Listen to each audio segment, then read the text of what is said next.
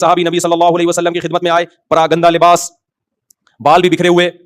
ہم ہوتے نا جو ہم نے اسلام کا ایک کانسیپٹ بنایا ہوا ہے اپنی کھوپڑی میں، ہم کہتے ہیں بزرگ صرف یہی ہے. آج ایک ہم نے بزرگ دیکھا کپڑے بھی صحیح نہیں پہنے ہوئے اور بال بھی کیا ہیں، میلے کچیلے اور بکھرے ہوئے. ہماری نظر میں کانسیپٹ کیا ہے؟ تبھی روحانی عامل جتنا میلا ہوگا نا اتنا زیادہ چلے گا. روحانی عاملوں پہ آ گیا، میں اللہ معاف فرمائے.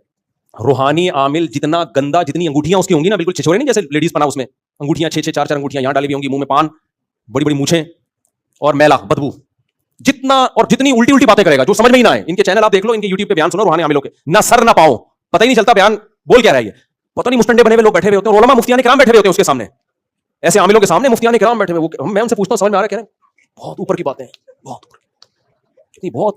اچھا عاملوں کی ایک اور آپ کو بدماشی بتاؤں میں. جب آپ کسی عامل کے پاس جائیں گے نا تو وہ آپ کی آنکھوں میں آنکھیں نہیں ڈالے گا، تھوڑا سا کنارے پہ دیکھے گا یوں. جیسے آپ ہے نا، آپ آئے میرے پاس اور اللہ نہ کرے میں عامل ہوں تو میں تھوڑا سا سائڈ پہ دیکھوں گا یوں.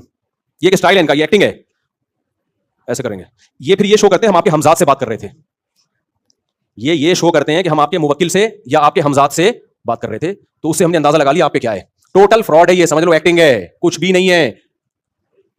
تو اس لیے جتنا میلا کچیلا عامل ہوگا نا مارکیٹ میں اتنا زیادہ ہٹ ہوگا وہ.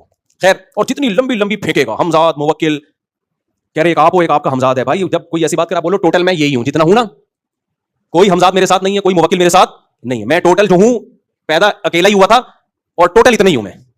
باقی وہ جو حدیث میں آتا ہے ہر انسان کے ساتھ ایک جن ہے، ایک فرشتہ ہے، وہ یہ ہمزاد نہیں ہوتے. وہ جن انسان کو شیطان ہے، جس کو جن سے تعبیر کیا ہے، وہ برائیوں کی ترغیب دیتا ہے اور فرشتہ دل میں نیکی کے خیالات ڈالتا ہے. اس کا عاملوں سے کوئی تعلق نہیں ہے، اور عاملوں کو وہ فرشتے اور جنات لفٹ بھی نہیں کراتے. وہ تو اللہ نے ہر ایک کے ساتھ رکھا ہوا ہے. وہ تو برائیوں کی ترغیب دے گا، فرشتہ نیکیوں کی ترغیب دے گا، وہ دل پہ اثر ڈالتے ہیں اس کا.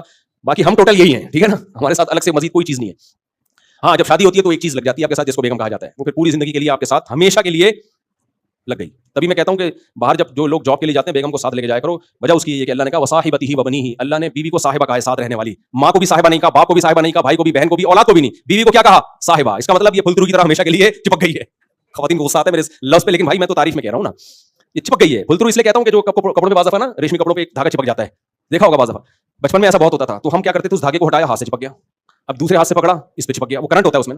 پھر یوں یوں کیا، ادھر چپک گیا. پھر یوں کیا، ادھر چپک گیا. اس سے جان چھڑانا، مرو گے تو جان چھوٹے گی اس سے، یا نہا کے آ جاؤ. تو وہ پھلترو کہلاتا ہے، اس کالڈ پھلترو. تو اسی طرح جب شادی ہو گئی تو بیگم کو اللہ نے کیا بنا دیا، آپ کے ساتھ چپکا دیا. اب 2 سال کے لیے سعودی عرب جا رہے ہو جاب کرنے کے لیے، پوری زندگی بیگم یہاں ہے. یہ شریعت نہیں ہے بھائی، یہ شریعت کا مزاج نہیں ہے. اس کو ساتھ لے کے جاؤ. خیر، تو کیا بات کر چلی تھی یار، جلدی سے سمیٹیں.